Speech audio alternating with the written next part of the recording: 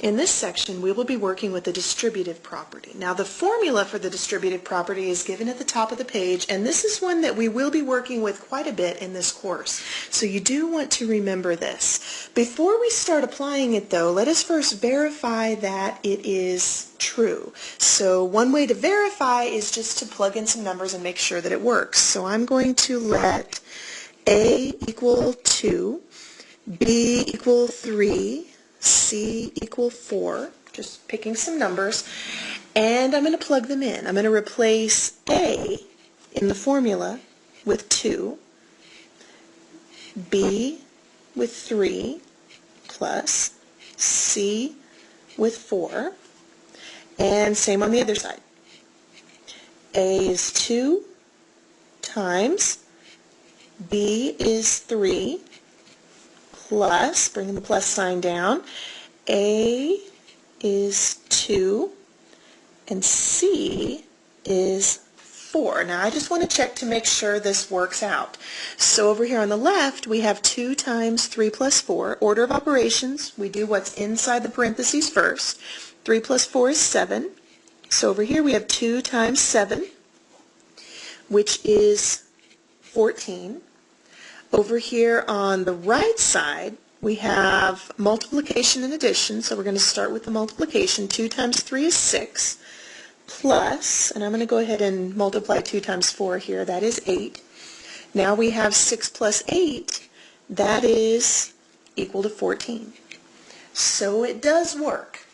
Now in these next examples, we're going to be applying this property. So in example 1, we have 5 times 2x plus 4. Now what we want to do is remove the parentheses. We want to write this as a sum of 2 terms rather than the product of a number and an expression inside parentheses. So what we want to do is multiply a number on the outside of the parentheses, in this case 5, by each term inside. So I'm going to multiply 5 times 2x, 5 times 2x, plus, you're going to keep whatever sign is in the middle, plus or minus, here it's a plus, 5 times 4, write that there, and on the next line just work it out. 5 times 2x gives you 10x, plus 5 times 4 is 20, and there it is. We call this expanded form. So here, example 1, we have it written in expanded form. Example 2, we have negative 3 times x squared minus 2x plus 7. We're going to do the exact same thing. We're going to take the number that is outside the parentheses and distribute it, multiply it through to every single term on the inside. So here we have negative 3 times x squared, that's negative 3x squared. Negative 3 times negative 2x. Negative times a negative is a positive, so it's going to be plus 6x. Negative 3 times 7, minus 21. And there it is. Example 3, we have minus, or negative, 5x to the 4th minus 8. Now in order to apply the distributive property, we need a number out front. So I'm just going to tuck a 1 out here. And if you notice, I haven't really changed anything, but now what I'm distributing, what I'm multiplying through is a negative 1. So negative 1 times 5x to the 4th gives us negative 5x to the 4th. Negative 1 times minus 8, negative times a negative gives us plus 8. Now example 4 is going to work the exact same way. The only difference is we have fractions.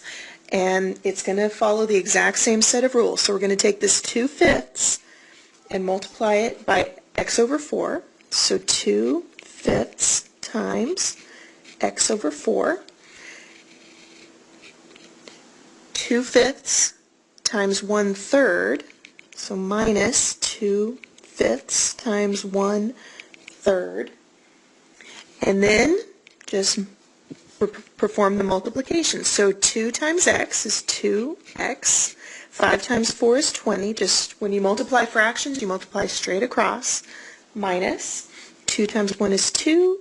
5 times 3 is 15. Now before we box this up, you always want to check and make sure that everything is simplified. So if you look here, we have 2 in the numerator, 20 in the denominator. That can cancel.